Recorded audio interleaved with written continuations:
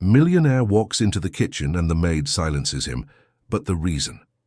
Marcus Sterling was walking toward the kitchen of his mansion in Greenwich, New York City, intending to talk to his 8-year-old adopted daughter about something he had been putting off for months. The weight of that conversation had been tormenting him for weeks, but he knew Chloe deserved to know the truth about her origins. That was when he felt a firm hand desperately covering his mouth. Startled, he turned around and saw Sarah, his maid for 2 years, with tear-filled eyes and an expression of absolute panic. "Please, Mr. Marcus." "Not now," she whispered, trembling. "Chloe is right there behind the door. She'll hear everything." Marcus gently removed her hand, confused by such an intense reaction. Through the gap in the door, he could see the little girl's feet, clearly hidden there, trying to eavesdrop on the adult's conversation. "Sarah, I need to tell her about the adoption." She has the right to know," Marcus murmured, keeping his voice low. "Sir, she's not ready yet. Please believe me," Sarah pleaded, her hands visibly trembling. The intensity of the maid's reaction left Marcus intrigued. Why did she care so much about something a hired employee should have considered a private family matter? There was something about the way Sarah looked at Chloe that had always caught his attention, but he had never questioned it. "All right, let's leave it for another time," Marcus agreed, watching the immediate relief on Sarah's face. Chloe appeared in the kitchen seconds later, playing with her favorite doll, unaware that she had just missed a conversation that would change her life forever. Sarah quickly busied herself with the dishes, but Marcus noticed how her hands were still trembling.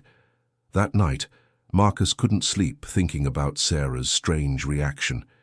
In 2 years working in his home, she had never meddled in family matters. She had always been discreet, efficient, and respectful. So why was that moment different? In the following days, Marcus began to watch Sarah more closely. During breakfast, he noticed how she always served the oatmeal exactly the way Chloe liked it, without ever having asked the girl about her preferences. When Chloe spilled something, Sarah cleaned it up with a tender smile that went beyond professional duty. "Sarah, how did you know Chloe likes cinnamon on her oatmeal?" Marcus asked casually during lunch. Sarah froze for a moment, the spoon hovering in mid-air. "Oh, Mr. Marcus, I noticed she always asked the previous cook to put it on," she replied quickly, avoiding his gaze. But Marcus clearly remembered that the previous cook had never made oatmeal for Chloe. She hated oatmeal until Sarah started working at the house. Yet another small contradiction added to his growing suspicions. Throughout the week, Marcus noticed other strange details. Sarah knew Chloe's sleep routine perfectly, knew exactly which stories calmed her down when she was restless, and always showed up in the girl's room whenever she had nightmares, even before Marcus was called. Dear listener, if you're enjoying the story, go ahead and hit like and, most importantly, subscribe to the channel. It really helps us who are just starting out. Now, continuing. "Sarah, do you have children?" Marcus asked on a Thursday afternoon while she was tidying up the living room. The question hit her like a punch to the stomach. Sarah let out a sob before answering. "No, Mr. Marcus, I was never that lucky," she replied, but her voice carried a deep sadness that contradicted the simplicity of the answer. Marcus noticed how tightly she gripped the cleaning cloth and how her eyes welled up with tears.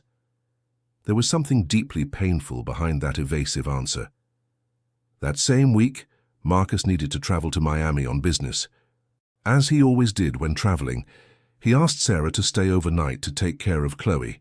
Mrs. Gable, the neighbor, offered to help, but Sarah insisted she could handle everything on her own. When Marcus returned from his trip 2 days later, Mrs. Gable approached him at the gate with a worried expression. "Marcus, I need to talk to you about that housekeeper of yours," she said, looking around to make sure no one was listening. "What's the matter, Mrs. Gable?" "Son, I saw her singing to Chloe on the balcony last night, but they weren't just any songs. It was a very old, very specific song. My mother used to sing that same song to me when I was little, over 60 years ago. How does a young woman like Sarah know such an old lullaby?" Marcus thanked the neighbor for her observation, but inside, his heart was racing. Chloe had mentioned several times that Sarah sang the most beautiful song in the world to her, but he had never paid attention to the details.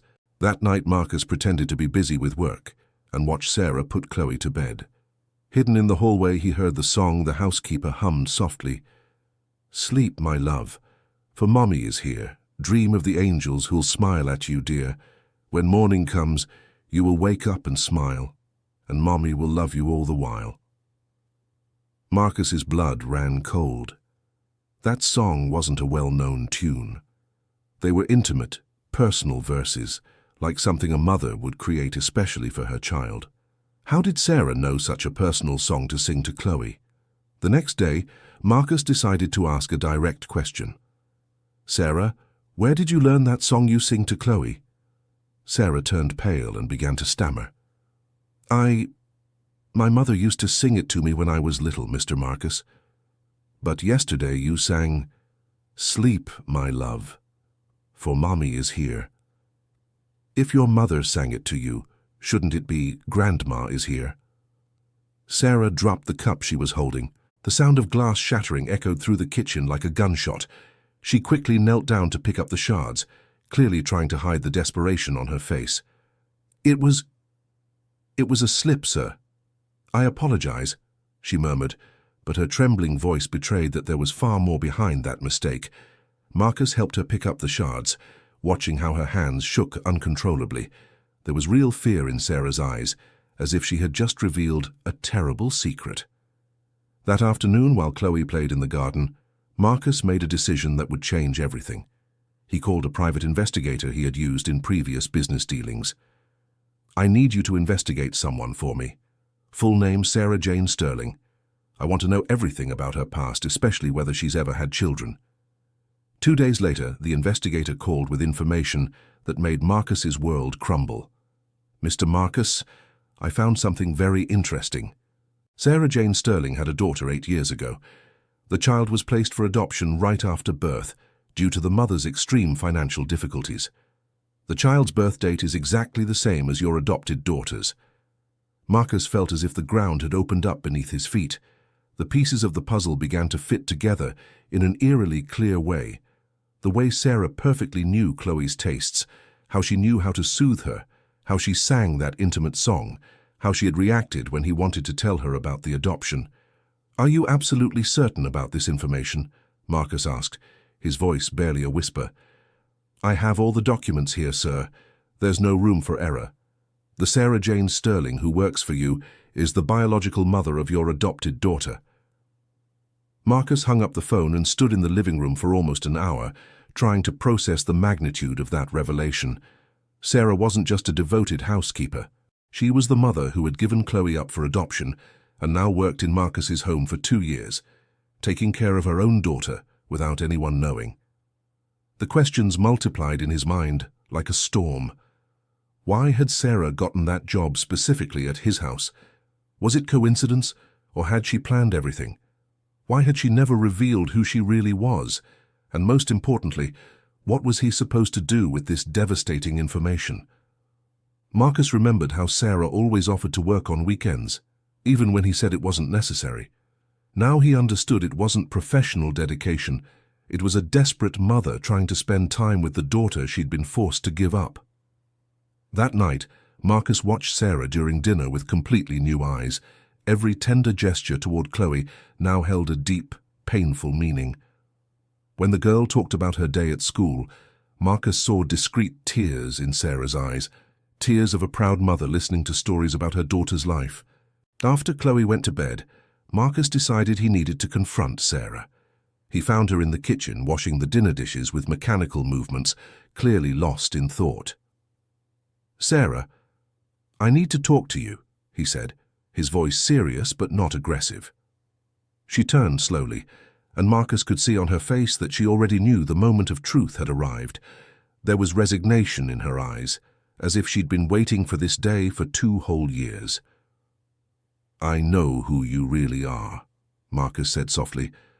"I know Chloe is your daughter." Sarah let out a deep sob and leaned on the sink to keep from falling. 2 years of secrets, lies, and repressed pain finally came to the surface in a single sentence. How did you find out?" she asked, her voice broken with emotion. "You gave me plenty of clues, Sarah. The song you sing to her, the way you know every detail of her life, how you reacted when she wanted to talk about the adoption. And most of all, you love her in a way that goes far beyond how any employee would love a child. Sarah slid down to the floor, crying as though years of pent-up pain were finally finding an escape. Marcus knelt beside her, torn between compassion and the feeling of having been deceived. "Why didn't you tell me? Why all this charade?" Marcus asked, trying to keep his voice calm. "Because I knew you would never let me work here if you knew the truth," Sarah answered between sobs.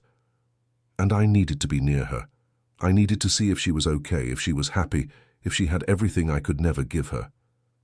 "How did you get this job here, Sarah? It wasn't coincidence, was it?" Sarah shook her head, confirming Marcus's suspicions. "I found out through the adoption agency that Chloe had been adopted by a businessman in Greenwich. It took me months to figure out which house was yours. When I found out you needed a housekeeper, I applied using fake documents. I made up references, I lied about my past. I did everything to get this job." "Why did you give her up for adoption, Sarah?" Marcus asked, trying to understand the whole story. Sarah took a deep breath before answering, as if preparing to relive the most painful time of her life.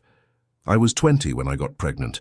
I was in my 3rd year of education, working part-time at a store to support myself. Chloe's father disappeared when he found out about the pregnancy. My parents kicked me out when they found out. They said I had disgraced the family." Marcus listened in silence, beginning to understand the desperate situation Sarah had faced. "I tried to work throughout the entire pregnancy, Mr. Marcus. She did housekeeping in the morning, took care of children in the afternoon, and studied at night. But when Chloe was born, everything fell apart. I didn't have money for daycare. I didn't have family to help me. I didn't have anyone. I went hungry. I slept on the street some nights. A social worker explained to me that adoption would be the best thing for my daughter." Sarah's tears now fell freely, and Marcus felt his heart break imagining a 20-year-old young woman facing that situation all alone. "I didn't want to give her up, Mr. Marcus. I loved her more than my own life. But when I saw that I couldn't even feed her properly, when I saw that she was losing weight because my milk dried up from all the stress and malnutrition, I knew I had to do what was best for her, not for me." "And you worked here for 2 whole years without saying anything?" asked Marcus, impressed by the strength of will it must have taken to keep that secret. "Those were the 2 happiest and most painful years of my life," Sarah replied. "Every day I could see my daughter growing up healthy, happy, having everything I always dreamed of giving her. But also every day I had to pretend to be just a stranger, when all I wanted was to hold her and tell her that I'm her mother." Marcus was silent for a long moment, processing the emotional complexity of the whole situation. Sarah had committed fraud to get the job, had lied about her identity for 2 years, but all of it had been driven by a genuine and desperate maternal love. "Sarah, you understand that this changes everything, right?" Marcus said softly. "You lied to me for 2 years. You used fake documents. I don't know what I can trust anymore."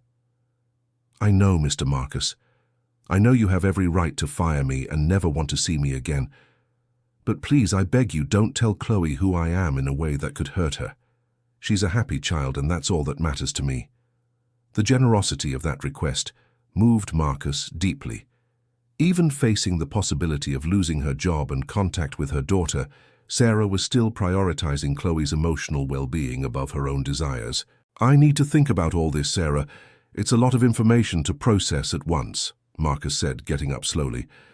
"Let's talk more tomorrow, after I've had time to digest all of this." "Mr. Marcus," Sarah called out as he was already leaving the kitchen, "thank you for being a wonderful father to my daughter. Seeing her so happy and secure has been the greatest blessing of my life." Marcus went upstairs to his room with a heavy heart, knowing that by morning he would have to make decisions that would affect not only his life, but the lives of Chloe and Sarah. As he got ready for bed, he could hear Sarah still in the kitchen, probably crying alone over the 2 years of secrets that had finally been revealed. The next morning, Marcus woke up determined to have a deeper conversation with Sarah. He needed to understand every detail of the situation before deciding what the next step would be. He found her in the garden, watching Chloe play while pretending to water the plants. "Good morning, Sarah. Can we talk?"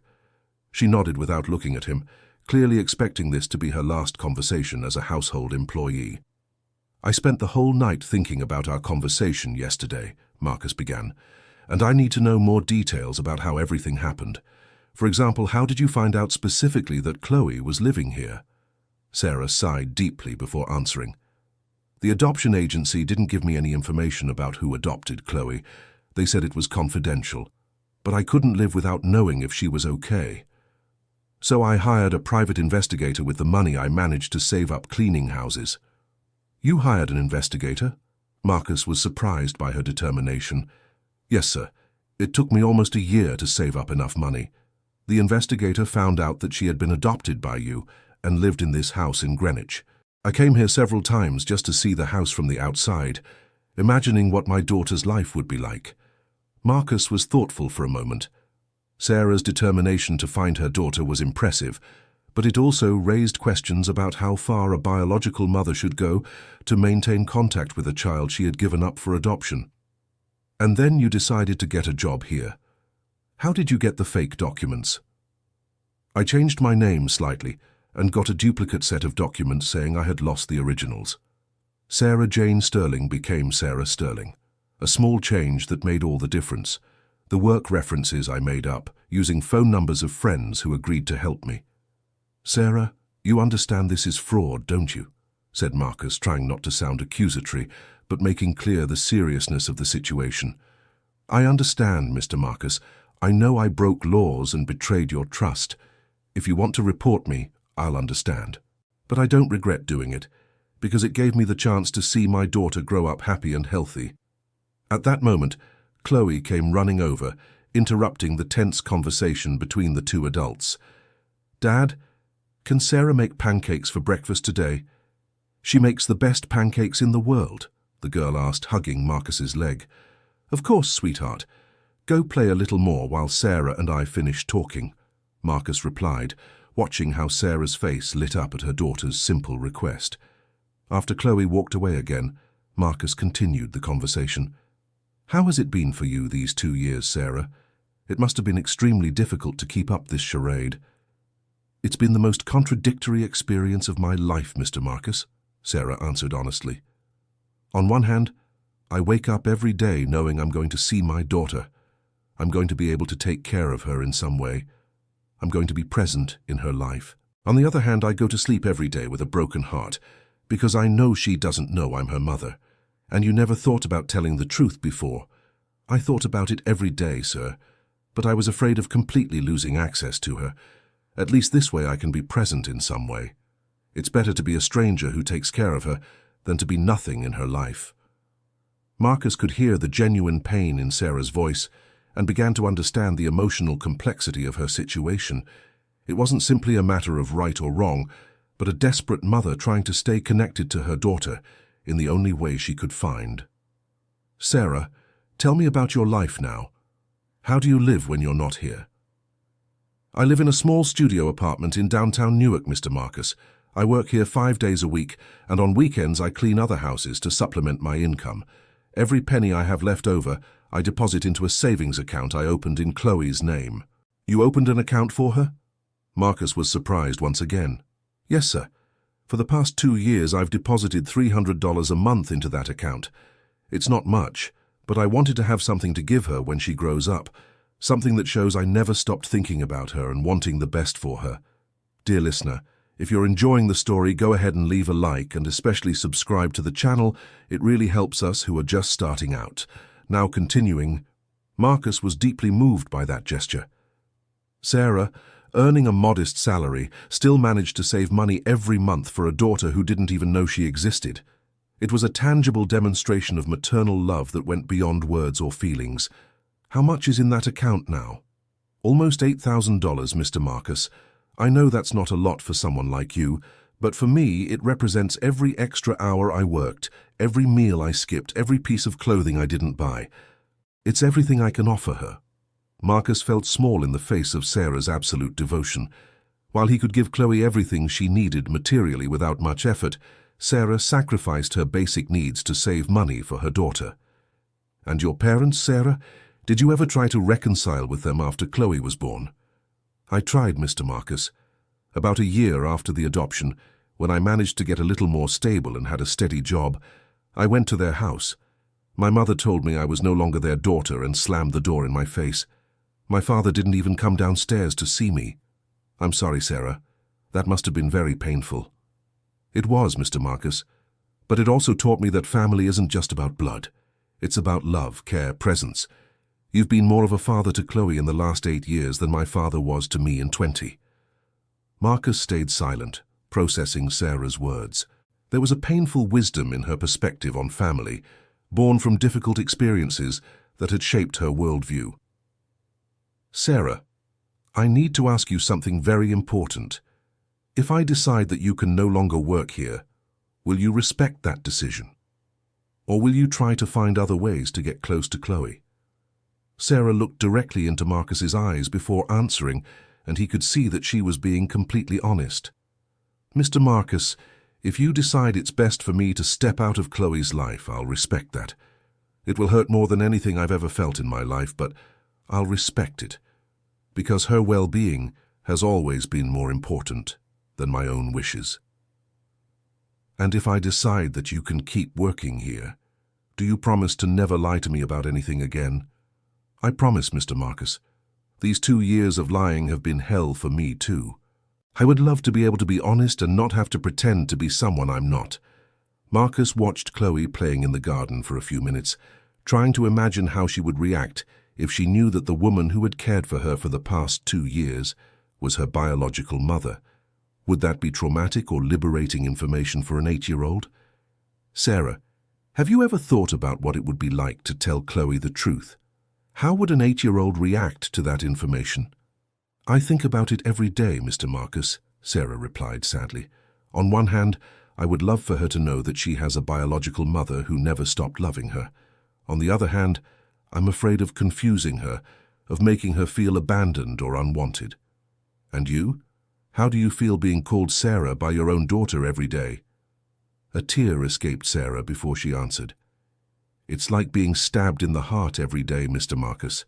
When she calls me Sarah, when she treats me like an employee, when she tells her little friends about you and her adoptive mother, but never mentions me, it's like being invisible in the life of the most important person to me.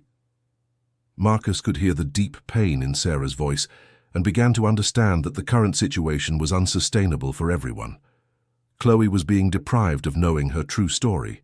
Sarah was living a painful lie every day, and he himself was being deceived by someone he considered trustworthy. Sarah, I need a few days to think about all of this. It's a complex situation that affects far more than just you and me. It mainly affects Chloe.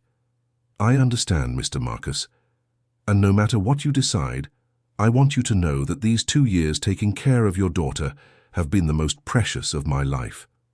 That afternoon, Marcus watched the interactions between Sarah and Chloe with a completely new perspective.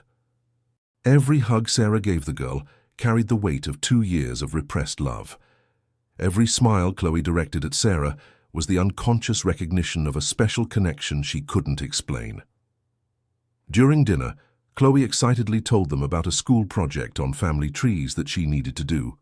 "Dad," the teacher said, "I need to draw our family tree. But I don't know anything about my real family. Can you help me?" Marcus almost choked on his food and instinctively looked at Sarah, who had completely stopped serving dinner. The moment couldn't have been more laden with irony, Chloe talking about discovering her family origins while her biological mother stood just a few feet away. "Of course, sweetheart, we'll talk about it after dinner," Marcus replied, trying to keep his composure. Sarah quietly slipped out of the dining room, and Marcus saw her through the window, crying alone in the garden. Chloe's innocent question had touched exactly the most painful spot in the entire situation. After Chloe went to bed, Marcus found Sarah still in the garden, looking at the stars. "It must have been hard hearing her question about the family tree," Marcus said, sitting down beside her on the garden bench. "It was like a bullet to the heart, Mr. Marcus," Sarah replied, keeping her eyes on the sky. "She has the right to know her story, and I'm here, right by her side, but I can't say anything. Sarah, If you could go back in time, would you still have given Chloe up for adoption? Sarah thought for a long moment before answering. That question haunts me every day, Mr. Marcus. Rationally, I know it was the right decision. Chloe has a life I could never have given her, but emotionally, I would give anything to have found a way to keep her. And now, if you could change something about the current situation, what would it be? I just want her to know she has a biological mother who never stopped loving her. It doesn't need to be more than that. I'm not trying to take anyone's place or cause problems. I just want her to know she was loved from the very first moment of her life. Marcus stayed silent, absorbing Sarah's words. There was a touching simplicity to her wish. She didn't want to claim rights or cause disruption. She just wanted her daughter to know she was loved. In the following days, Marcus watched Sarah interact with Chloe with even more attention. He noticed small details that had gone unnoticed before, how Sarah always saved the last piece of Chloe's favorite food for her, how she knew exactly the tone of the girl's voice when she was about to throw a tantrum and always managed to distract her beforehand, how she kept every drawing Chloe made that would otherwise end up in the trash. One afternoon, Marcus went into Sarah's room on the lower floor of the house to grab a towel and ended up seeing a small box under the bed. Curious, he opened it and found hundreds of photos of Chloe that Sarah had discreetly taken over the 2 years. They weren't just casual photos. They were carefully captured moments that told the story of the girl's growth. There were photos of Chloe sleeping, playing, eating, doing homework, watching television. On many of the photos, Sarah had written small notes on the back. First tooth that fell out. Learned to ride a bike. The day she had a high fever. It was like a visual diary of Chloe's childhood, documented in secret by her biological mother. Marcus felt a mix of emotions as he looked at those photos. On one hand, he was touched by the obviously genuine love Sarah felt for Chloe. On the other hand, he felt uncomfortable knowing that his family's privacy had been documented without his knowledge. When Sarah came back from the supermarket, Marcus confronted her about the photos. "Sarah, I found your photos of Chloe. Can you explain this?" Sarah was mortified, knowing she had been caught in yet another omission. "Mr. Marcus, I know I had no right to take those photos, but it was the only way I had to keep memories of her growing up. I never showed them to anyone, never used them inappropriately. They were just for me." "Sarah, this makes me uncomfortable. You're documenting my daughter's life without my permission." "I know, Mr. Marcus, and I apologize. If you want, I can give you all the photos or throw them away. But please understand that they're all I have of my daughter's childhood." Marcus looked at the photos again and saw that many captured moments he himself had missed because he was working or traveling. Sarah had documented aspects of Chloe's childhood that no one else had noticed. "Do you have any photos of when she was a baby, from before the adoption?" Sarah hesitated for a moment before answering. "I have a few, Mr. Marcus, but they're kept at my house. I never brought them here because I knew it would be risky." "Can you bring them tomorrow? I'd like to see them." Sarah nodded, surprised by the request. The next day she brought a small envelope with about 10 photos of Chloe as a baby. Marcus examined them carefully, seeing his daughter in her first days of life for the first time. In the photos, Sarah appeared visibly young and exhausted, but radiant with happiness. It was impossible to deny the love stamped on her face as she held her newborn daughter. One of the photos showed Sarah feeding Chloe in the hospital, with tears in her eyes but smiling. "This one was on the last day before the adoption," said Sarah, pointing to a particularly touching photo. "I knew it would be the last time I'd hold her as her mother, so I asked a nurse to take that photo." Marcus studied the image more closely. Sarah was kissing baby Chloe's forehead, and there was an emotional intensity in the photo that was impossible to fake. It was clearly the moment of a mother saying goodbye to her daughter. "Sarah, have you ever shown these photos to anyone?" "Never, Mr. Marcus. Not even my best friend knows I work here or that I found Chloe. It's a secret I carry alone." Marcus was impressed by Sarah's ability to keep such a monumental secret. 2 whole years living with her daughter without being able to tell anyone must have been an immense emotional burden. That night, Marcus made a decision. He needed to talk to someone about the whole situation, and the only person he could trust was his sister, Natalie, who lived in Jersey City and knew the whole story of Chloe's adoption. Marcus called Natalie and told her everything about Sarah. "My God, Marcus, this is an impossible situation," said Natalie after hearing the whole story. "But I need to ask, how has Chloe been behaving with this woman? Does it seem like there's some special connection between them?" "That's what impresses me the most, Natalie. Chloe has always been closer to Sarah than to any other employee who has ever worked here. It's as if she instinctively knows there's something special about that woman." "And do you believe Sarah is genuinely good for Chloe? That she's not trying to manipulate the situation?" Marcus thought carefully before answering. "I believe Sarah genuinely loves Chloe, Natalie. In these 2 years, she never tried to interfere in my authority as a father, never questioned my decisions about Chloe's upbringing, never tried to create conflict. She clearly understands her place in the girl's life." "But Marcus, she lied to you for 2 entire years. How can you trust her now?" "That's the dilemma, Natalie. On one hand, she deceived me in a significant way. On the other hand, everything she did was motivated by maternal love. It wasn't to take financial advantage of me or cause harm. It was a desperate mother trying to be close to her daughter." Natalie was silent for a moment, processing the complexity of the situation. "Marcus, have you thought about seeking professional guidance? Maybe a child psychologist can help you understand how this revelation would affect Chloe." "That's a good idea, Natalie. I need to understand the best way to handle this, if there even is a good way to handle it." "And what about Sarah? How is she coping with all of this since the truth came to light? She's visibly relieved that she no longer has to lie, but she's also terrified at the possibility of completely losing access to Chloe. It's an extremely stressful situation for her as well." After the conversation with Natalie, Marcus decided to seek out a child psychologist for professional guidance. 2 days later, he was in the office of Dr. Susan Miller, a renowned specialist in family psychology. "Dr. Marcus, this is truly a very delicate situation," said Dr. Susan after hearing the entire story. "The first thing we need to consider is Chloe's emotional well-being above everything else." "Exactly, Doctor. What would be the psychological impact of her finding out that her housekeeper is actually her biological mother?" "It depends a great deal on how the information is presented and the emotional support she receives. 8-year-old children have the capacity to understand complex concepts about family, but they need careful guidance." Dr. Susan explained that the most important thing would be to ensure that Chloe didn't feel abandoned or rejected when learning about the adoption story.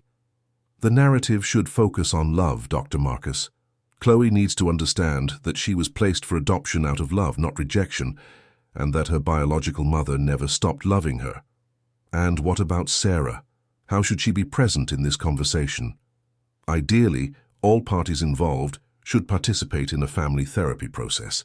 Sarah, you and Chloe need to learn to navigate this new dynamic together with professional guidance." Marcus left the office with more clarity about the next steps, but also with the awareness that any decision would have profound and lasting consequences for everyone involved. Dear listener, if you're enjoying the story, go ahead and hit that like button, and most importantly, subscribe to the channel. It really helps us who are just starting out. Now, continuing on. That same afternoon, Marcus decided to have one final conversation with Sarah before making his final decision. "Sarah, I need to know one last thing. If I decide that you can continue working here and that we're going to tell Chloe the truth, would you be prepared to do family therapy with us?" "Mr. Marcus, I would do anything that was best for Chloe. If therapy is going to help her understand the situation without feeling hurt, I'm up for anything. And do you understand that, even if we tell the truth, I'm still Chloe's legal father, that you're not claiming parental rights? Mr. Marcus, I never wanted to take your place in her life. You're her father in every way that matters. I just want the chance to be a positive presence in her life, if that's possible. And if Chloe reacts badly to the revelation, if she gets confused or hurt, then I'll step away, Mr. Marcus. Her emotional well-being will always be more important than my own feelings." Marcus was once again impressed by Sarah's emotional maturity and genuine altruism. She had clearly thought deeply about all the ramifications of the situation and was willing to put Chloe's needs above her own desires. That night, Marcus made his final decision. He called Sarah for one last conversation in the living room, away from Chloe, who was sleeping. "Sarah, I've decided that we're going to tell Chloe the truth, but we're going to do it with professional guidance and very carefully." Sarah let out a sob of relief and gratitude. "Thank you, Mr. Marcus. Thank you for giving me this chance. But I need to make a few things very clear, Sarah. First, you can never lie to me about anything again. Second, you will attend all the family therapy sessions that are necessary. Third, if at any point I feel that your presence is being harmful to Chloe, you commit to stepping back. I agree to everything, Mr. Marcus. And fourth, you're going to work on resolving your legal situation. I can't have someone working here with fake documents. We're going to find a way to regularize that." "Yes, Mr. Marcus, I was already thinking about how to resolve that issue. Now, the most important part. Tomorrow we're going to talk to Chloe and Sarah. Whatever her reaction is, we're going to handle it together, right?" Sarah nodded with tears in her eyes, finally allowing herself to believe that maybe after 8 years, she could have a real relationship with her daughter. The next morning, Marcus woke up early to prepare himself psychologically for the most important conversation of his life as a father. He knew the coming hours would determine the future of his family in a way he had never imagined. Chloe was having breakfast when Marcus called her to sit in the living room with him and Sarah. "Chloe, my love, Daddy needs to talk to you about something very important. Sarah is going to be part of the conversation too." The girl looked curious, but didn't seem worried. She sat on the couch next to Marcus, while Sarah remained standing, visibly nervous. "Chloe, do you remember when we talked about how you came into our family? About how you were adopted?" "Yes, Daddy. You said I had a mother who loved me very much, but she couldn't take care of me, so she let you be my dad." Marcus looked at Sarah, who was fighting back tears as she heard her daughter talk about her, without knowing who she really was. "That's right, my love. And today Daddy found out something very special. Sarah. She's that mother who loved you very much." Chloe stayed silent for a few seconds, processing the information. Then she looked at Sarah with an expression of confusion mixed with recognition. "Sarah is my real mum?" the girl asked, her voice small and curious. "She's your biological mother, Chloe, the mother who carried you in her belly and who gave you up for adoption because she wanted you to have a better life," Marcus explained carefully. Chloe stared at Sarah for a long moment, as if she were trying to mentally reorganize all the moments they had shared over the past 2 years. "Is that why Sarah always knows exactly how I like things?" Chloe asked, her childlike intuition making connections the adults hadn't expected. "Maybe, my love." "Mothers sometimes have a special connection with their children," Marcus replied. Sarah, who had remained silent until then, knelt down in front of Chloe and spoke with a trembling voice. "Chloe, I want you to know that I've loved you since the very first moment you were born, and I never stopped loving you for even a second. I gave you to your father because I knew he could give you everything I couldn't give you back then." Chloe reached out her little hand and touched Sarah's face. "Why were you always sad sometimes, Sarah? Now I understand. You missed me, even though I was right here." Chloe's emotional perception surprised both Marcus and Sarah. The girl had noticed the melancholy that Sarah carried, even without understanding why. "Yes, my love. I missed being able to call you my daughter and being able to tell you that I'm your mother," Sarah replied, now crying freely. "And now? Are you still going to be the Sarah who takes care of the house? Or are you going to be my mom?" Marcus interjected carefully. "Chloe, Sarah can be both if you want. She can keep helping take care of the house, and she can also be a special mom to you. You can have Daddy as your dad and Sarah as a mom too." "Like 2 moms?" Chloe asked, trying to understand the dynamic. "Exactly. Some children are lucky enough to have more than one person who loves them like family. You can have Sarah as your biological mum and still have Daddy as your dad." Chloe was thoughtful for a few moments, processing all that complex information with the natural simplicity of a child. "Can I keep calling you Sarah, or do I have to call you Mom now?" Sarah smiled through her tears. "You can call me whatever makes you feel most comfortable, my love, Sarah is fine with me as long as you know that I love you like a mom. And you're not going to leave again? You're not going to work at other people's houses anymore? If your dad lets me, I'd like to stay here forever, taking care of you and being part of your family. Chloe looked at Marcus. Dad, can Sarah stay forever? Marcus smiled, seeing that Chloe's reaction had been much more positive than he had feared. Yes, my love. Sarah is going to stay with us. Chloe then did something no one expected. She got up and hugged Sarah tightly, whispering in her ear. I always knew you were special. Now I know why. Sarah hugged her daughter back, feeling for the first time in 8 years that she could hold her as a mother without having to hide her feelings. Marcus watched the embrace between mother and daughter with conflicting emotions. On one hand, he was moved by the beauty of the reunion. On the other, he wondered what it would be like to navigate this new family dynamic in the days to come. In the days following the revelation, the house took on a different atmosphere. Chloe kept treating Sarah with affection, but now there was a new intimacy between them. Sarah, in turn, seemed lighter, as if an immense weight had been lifted from her shoulders. Dad, can I ask why Sarah gave me up for adoption? Chloe asked a few days later during dinner. Marcus looked at Sarah, signaling that she should answer. Chloe, when you were born, I was very young and didn't have money to take care of you the way you deserved. I loved you so much that I wanted to make sure you would have the best life possible, even if that meant I couldn't stay with you. But now you have money? Sarah smiled sadly. Now I have a little more. But more importantly, now I know I can be part of your life in a way that's good for you. And you were sad all those years. Very sad, my love, but also very proud, because I could see you were growing up happy and healthy. Chloe nodded, apparently satisfied with the explanation. The simplicity with which she accepted the situation impressed both Marcus and Sarah. A week after the revelation, Marcus scheduled the first family therapy session with Dr. Susan Miller. The three sat in the office, each dealing with their own expectations and anxieties. Chloe, how have you been feeling since you found out that Sarah is your biological mother? The psychologist asked. Good, Chloe answered simply. Now it makes more sense why I always liked Sarah so much. And you, Sarah? How has it been for you to be able to be honest about who you are? It's an immense relief, Doctor. 2 years pretending to be just an employee were very difficult. Now I can show my love for her without hiding. And Marcus, how are you handling this new dynamic? I'm learning, Doctor. It's a situation I never imagined I'd face. But seeing how happy Chloe is, I feel we made the right choice, Doctor.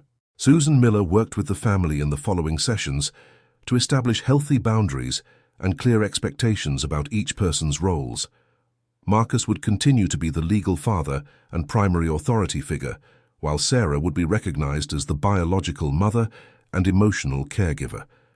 1 month after the revelation, Marcus noticed a subtle but significant change in Chloe. The girl seemed more confident in herself, as if she had finally found a missing piece of her identity.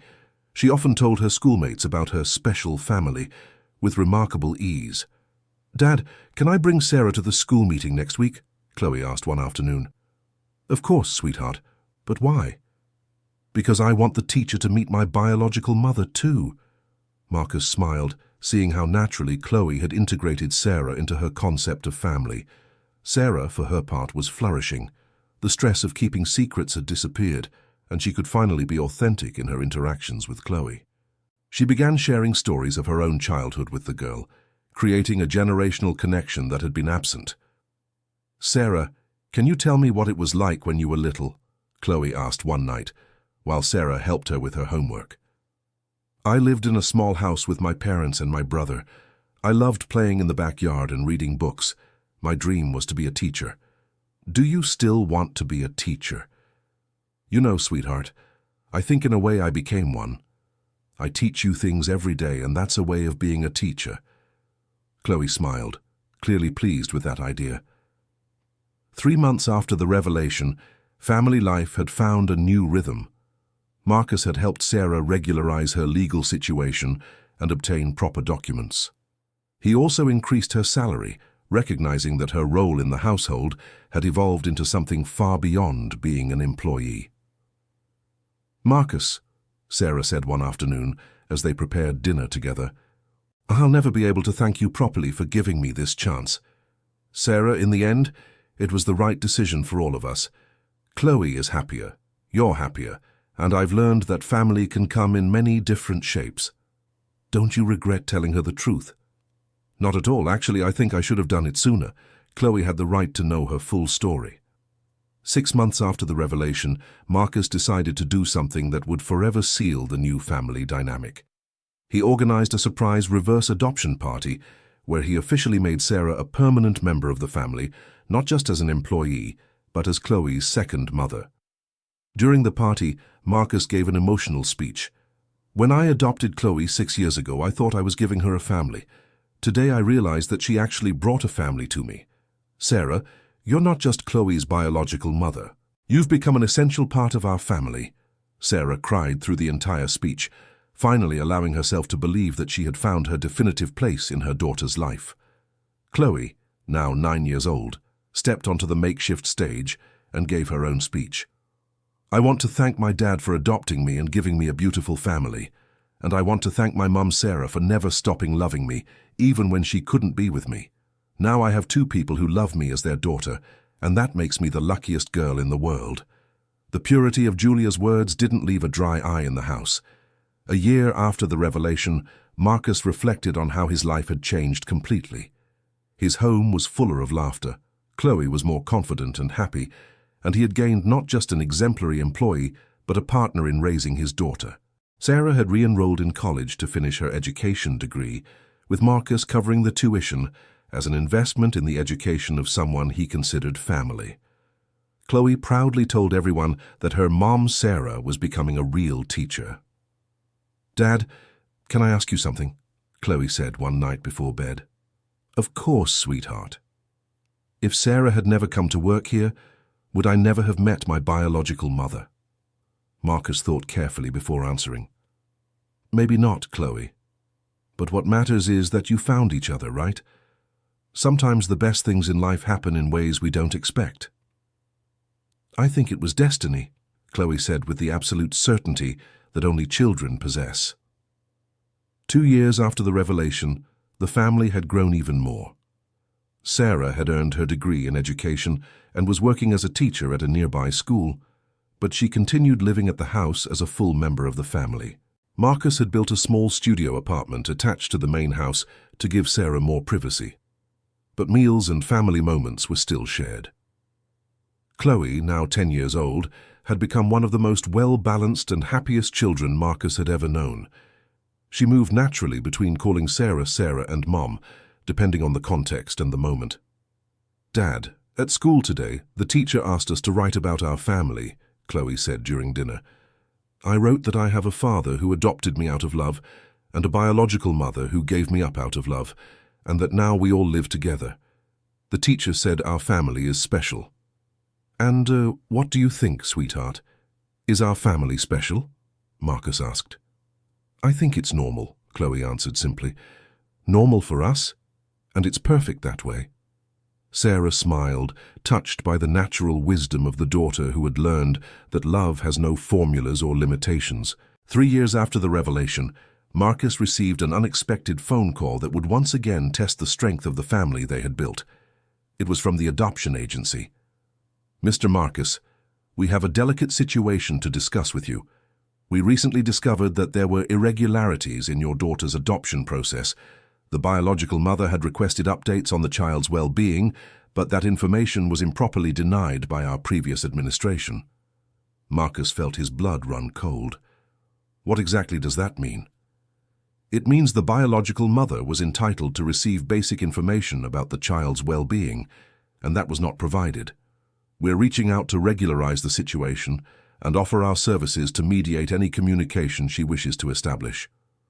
Marcus almost laughed at the irony of the situation. "Actually, that won't be necessary. Chloe's biological mother is already part of our family. She's been living with us for 3 years. The silence on the other end of the line was long. "What do you mean, Mr. Marcus?" Marcus briefly explained the whole story, from the discovery of Sarah's identity to their current family arrangement. "That is extremely unusual, Mr. Marcus, but if it works for everyone involved and the child is doing well, then it seems you've found a unique solution to a complex situation."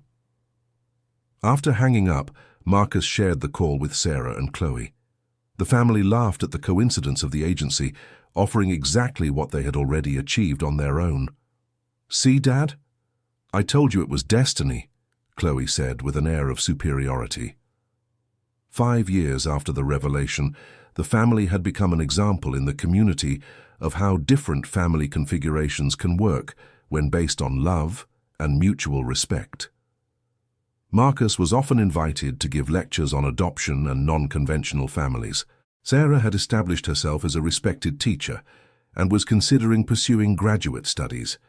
She kept Chloe's savings account, which now had over $20,000, as a fund for her daughter's college education.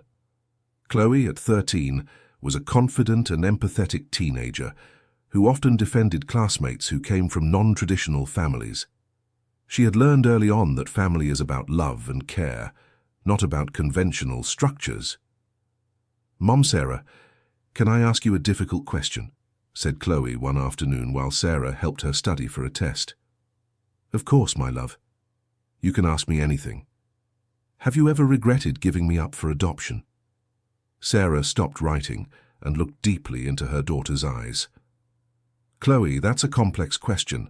I regret having been in a situation where that was the only option I had, but I don't regret the decision itself, because it brought you into a good life and brought me back to you in a way I never imagined possible.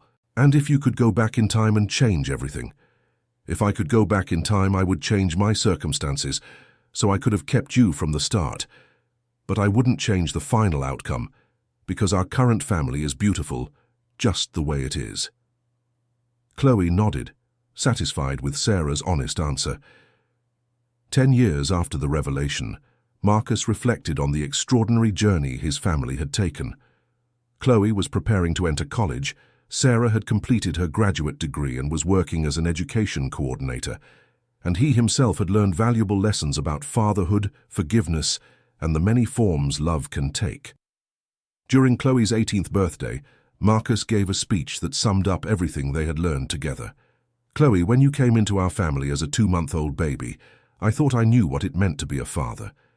But you taught me that being a father is much more than providing and protecting. It's about creating space for love to grow in all its forms." Sarah also spoke during the party. "My dear daughter, you taught me that maternal love has no borders or limitations, that a mother can love from a distance in secret, and still that love can flourish when it finds the right moment." Chloe, now an eloquent and wise young adult, responded to the speeches. "Dad and Mom, Sarah, you gave me the greatest gift anyone can receive. You showed me that family is not about perfection or conventions. It's about people who choose to love and support each other, regardless of circumstances. Our story may have started with separation and secrets, but it became a story of reunion and truth." 15 years after the revelation, the family had inspired other families in similar situations. Marcus and Sarah often welcomed adoptive parents and birth mothers, seeking guidance on how to navigate complex relationships after adoption. Sarah had written a book about her experience titled "The Love That Never Gets Lost," which had become a reference for people involved in adoption processes. Chloe had graduated in psychology and was specializing in family therapy, clearly influenced by her own experience. "Dad, have you ever wondered what would have happened if you had never found out that Sarah was my birth mother?" asked Chloe during a Sunday family lunch. "Many times, my love. I think we would have lost an important part of who we are as a family. You would have grown up without knowing your full origins, Sarah would have lived forever with a broken heart, and I would have missed the opportunity to learn about different kinds of love. And you, Mom Sarah, do you regret anything?" Sarah, now a 43-year-old woman fulfilled both professionally and personally, thought carefully before answering. "I only regret taking so long to trust that the truth could be liberating for all of us. 2 years of lies were 2 fewer years of authentic life together. But maybe that time was necessary," said Chloe wisely. "Maybe we all needed to grow and mature in order to handle the truth in a healthy way." 20 years after the revelation, Marcus, now a grandfather of two little grandchildren, Chloe's children, reflected on how a seemingly ordinary morning had completely changed the course of their lives. The moment Sarah had covered his mouth in the kitchen to keep Chloe from hearing about the adoption had been the beginning of a journey none of them could have foreseen. Chloe had married a psychologist who deeply admired her family's story and had naturally integrated into the unique dynamic they had created. Sarah had become a present and loving grandmother, finally able to fully embrace all the aspects of motherhood that had been denied to her for so many years. During a family Christmas celebration, Marcus looked around the table and saw 4 generations united: himself, Sarah, Chloe, her husband, and the 2 little grandchildren. The family had grown organically, based on conscious choices of love and inclusion. "Grandpa Marcus," said the older grandchild, age 5, "why does Grandma Sarah have 2 names? Sometimes Mommy calls her Sarah and sometimes Mom." Marcus smiled, seeing that the time had come to explain to a new generation the unique story of their family. "Because, my love, Grandma Sarah is very special. She's the mother who brought your mommy into the world, and she's also the Sarah who took care of her when she was little. Sometimes people can be 2 important things at the same time." The boy nodded with the natural acceptance of children, already growing up in an environment where multiple love and unconventional families were the norm. Sarah watched the scene with tears in her eyes, finally allowing herself to feel the completeness she had sought for decades. She had gone from a desperate young woman who gave up her daughter out of love to a woman who found her family again in a way she had never dreamed possible. Marcus, looking at the gathered family, thought about the question Chloe had asked years before about destiny. Maybe it really was destiny that Sarah had found her way back to her daughter, or maybe it was simply the persistent power of a mother's love that never accepts complete defeat. During dinner, Chloe stood up to make a toast. "I want to toast to our crazy and wonderful family. To Dad, who taught me that being a father is about choice, not just biology. To Mom Sarah, who taught me that true love always finds a way. And to the children here, who will grow up knowing that family is about people who choose each other to love unconditionally." Everyone raised their glasses, toasting not only to Christmas but to the extraordinary journey that had brought them all to that moment of complete happiness. 25 years after the revelation, Marcus, now a 70-year-old man, was sitting in the backyard watching Sarah play with the grandchildren, in the same spot where she had cared for Chloe decades before. The circle had come full in a way no one could have planned. Sarah, at 50 years old, had become the principal of the school where she worked and was recognized as an exceptional educator. Her personal experience with adoption and family reunification had informed her work with children from non-traditional families, making her a powerful advocate for inclusive educational policies. Chloe had become a renowned family therapist, specializing in adoption and reunification cases. She often used her own story as an example of how complex situations can have positive resolutions when approached with love, patience, and appropriate professional guidance. "Dad," said Chloe, sitting down beside Marcus in the garden, "have you ever thought about writing a book about our story? I think it could help a lot of families." "Actually, my dear, I've already started, and I was thinking about asking you and Sarah to contribute your perspectives. Our story only makes complete sense when told from every point of view. I'd love to participate, Dad. Our story deserves to be told because it shows that there isn't just one right way to be a family." That afternoon, Marcus, Sarah, and Chloe sat down together to officially begin writing the story they had lived. Each one contributed their memories, emotions, and reflections about the journey that had led them from a situation of secrets and separation to a united and happy family.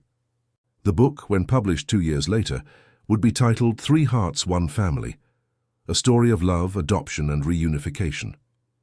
It would become required reading in family psychology courses and would be translated into several languages, inspiring families around the world. During the book launch, a journalist asked Marcus what had been the most important moment of the entire journey. "Without a doubt, it was the moment Sarah covered my mouth that morning in the kitchen," Marcus replied. "If she hadn't done that, if she had let Chloe overhear our conversation at that moment, maybe our story would have been completely different. Sometimes small actions have enormous consequences. Sarah, beside him, added, "For me, the most important moment was when I finally found the courage to tell the truth. 2 years of lying taught me that secrets, even those motivated by love, end up causing more pain than the truth." Chloe concluded, "And for me, the most important moment was realizing that I didn't have to choose between loving my adoptive father and my biological mother, that the human heart has infinite capacity to love, and that family is about addition, not subtraction." 30 years after the revelation, the Sterling family's story had become legendary in the adoption community. Marcus, now a proud grandfather of 5 grandchildren, Sarah, an educator respected nationwide, and Chloe, a therapist with her own practice and a months-long waiting list, had proven that even the most complex situations can have beautiful resolutions when approached with love, honesty, and commitment to the well-being of everyone involved. The house in Greenwich had become a meeting point for families facing similar challenges. Marcus and Sarah often opened their doors to birth mothers struggling with decisions about adoption, adoptive parents discovering unexpected connections with their children's biological families, and adopted children seeking to understand their origins. During one of those gatherings, a young mother who was considering placing her baby for adoption asked Sarah, "How did you know you were making the right decision when you gave up your daughter?" Sarah thought carefully before answering. "I didn't know if I was making the right decision. I only knew I was making the decision my daughter deserved, a chance at the best life possible. Sometimes loving means making choices that break our hearts to give the other person a chance to be happy. And do you regret it? I regret the circumstances that led me to that decision. But I don't regret the decision itself, because it brought my daughter into a family that could give her everything I wanted to give her but couldn't. And miraculously, it brought me back to her when the time was right." The young mother left that meeting with a completely new perspective on adoption, not as abandonment, but as an extreme form of maternal love. Marcus, observing these interactions, often reflected on how his life had gained purpose through this experience. He had become not only a better father, but a more compassionate and understanding man when it came to the complexities of human relationships. In one of these reflections, he wrote in his personal journal, "When I adopted Chloe, I thought I was giving her a family. I never imagined that in reality she was giving me a lesson about the many forms love can take. Sarah taught me that maternal love is a force of nature that cannot be completely suppressed, only redirected. Chloe taught me that children have a natural capacity to accept love from multiple sources without confusion or conflict. And all of us together learned that family is a conscious daily choice to put one another's well-being above our own fears and insecurities." 35 years after the revelation, the Sterling family had expanded even further. Chloe had adopted a Brazilian child and a Colombian child, inspired by her own experience of growing up in a non-conventional family. Sarah had become a great-grandmother to a new generation that grew up naturally understanding that love has no borders or limitations. Marcus, now 80 years old and still lucid and active, was often sought out by researchers interested in studying families that had successfully navigated complex adoption and reunification situations. During one of those interviews, he summed up the philosophy that had guided his family through the decades. "The key to our success story wasn't perfection, it was vulnerability. It was being willing to admit when we didn't know what to do, seeking professional help when needed, and always prioritizing Chloe's emotional well-being above our own fears or desires." The researcher asked what advice he would give to other families facing similar situations. First, honesty is always better than secrets, even when the truth is difficult. Second, seek professional guidance. Family therapy isn't a sign of weakness, it's a sign of wisdom. Third, remember that love isn't a limited resource. A child can love multiple parental figures without diminishing the love for any of them. And finally, be patient. Building a non-conventional family dynamic takes time, adjustments, and plenty of open dialogue. Sarah, who was present at the interview, added, "And to the biological mothers who are considering adoption or who have already gone through it, I want to say that it's possible to maintain a connection with maternal love, even from a distance. Adoption doesn't mean the end of motherhood. It means a transformation of motherhood into something different, but not necessarily less meaningful. Chloe, now a 43-year-old woman, concluded, "And to the adopted children, I want to say that you have the right to know your complete story, to ask difficult questions, and to define for yourselves what family means to you. Don't let anyone dictate how you should feel about your origins or about the people who love you." 40 years after the revelation that changed their lives forever, Marcus, Sarah, and Chloe sat together in the same garden where it all began, now surrounded by 4 generations of family they had built through conscious choices of love and inclusion. Marcus, now a respected patriarch of 85, Sarah, a matriarch of 60, fulfilled in every dimension of her life, and Chloe, a recognized professional and dedicated mother, looked back with gratitude at the journey they had traveled together. "You know," said Marcus, his voice still strong despite his advanced age, "I always wonder what your lives would have been like if Sarah had never gotten that job here." Sarah smiled, holding Chloe's hand. "I believe that one way or another, we would have found each other again. The love between mother and daughter is too powerful a force to be permanently interrupted." Chloe looked at the 2 adults who had shaped her life in such profound ways. "What I know is that our story proves there isn't just one right way to be a family. We created our own definition of family based on love, honesty, and mutual commitment to each other's well-being." At that moment, the youngest great-grandchildren came running through the garden. A new generation growing up naturally understanding that family is about people who choose each other to love unconditionally, regardless of biology or social conventions. Marcus watched the children play and thought about the question that had haunted the beginning of that whole journey. What right did Chloe have to know about her origins?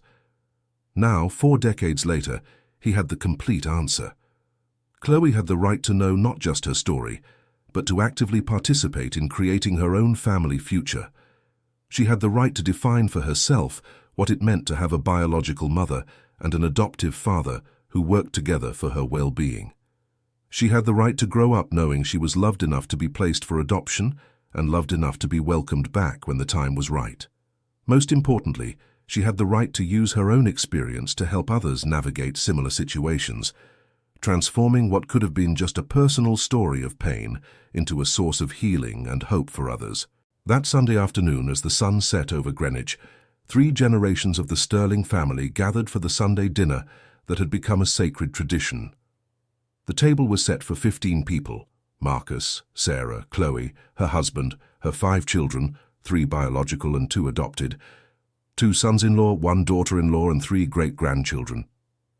During the prayer before dinner, traditionally led by Marcus, he gave thanks not only for the food, but for the extraordinary journey that had brought them all to that moment. "We give thanks for this family that was not built by chance, but by conscious choices of love. We give thanks for the lessons we learned about forgiveness, about truth, and about the many forms love can take. And we give thanks for the children at this table, who will grow up knowing that family is about people who commit to loving and supporting each other regardless of circumstances." After dinner, Chloe approached Marcus and Sarah with a proposal she had been planning for months. "Dad, Mom, Sarah, I'd like to propose something. Would you both agree to be the patrons of the support center for non-conventional families I'm planning to open? It would be a place where adoptive parents, biological mothers, blended families, and children of all ages could receive psychological support and legal guidance." Marcus and Sarah looked at each other and smiled. "It would be an honor, my dear," Sarah replied. "Actually, I was thinking about how we can use our experience to help even more people," Marcus added. "Care center like that would be a perfect way to turn our personal story into something that can benefit many other families." And so, 4 decades after the dramatic moment in the kitchen when Sarah had silenced Marcus to protect Chloe from a truth she wasn't ready for, the Sterling family committed to spending the rest of their lives helping other families navigate difficult truths with love, honesty, and proper guidance. The story that had begun with secrets and separation had turned into a life mission of promoting consciously built families through unconditional love and radical inclusion. End of story. And you? What did you think of this moving story? Did it make you reflect on the different types of families that exist in the world? Leave your comment, telling us which moment touched you the most and whether you know any similar story. Don't forget to like this content and subscribe to the channel so you don't miss other stories that will move your heart. Your participation is very important to us.